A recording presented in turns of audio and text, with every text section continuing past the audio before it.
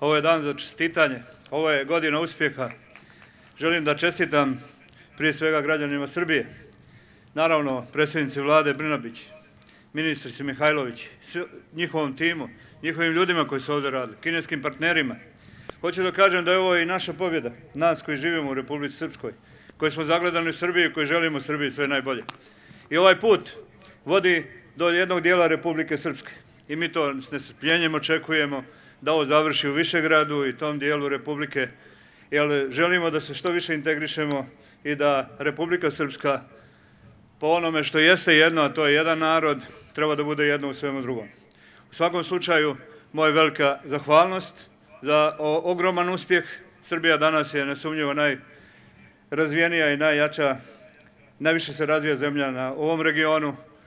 Želim da ovo nastane, da ide dalje, da se ne stoji i da zajedno možemo u idućoj godini proslaviti još više značajnih uspjeha.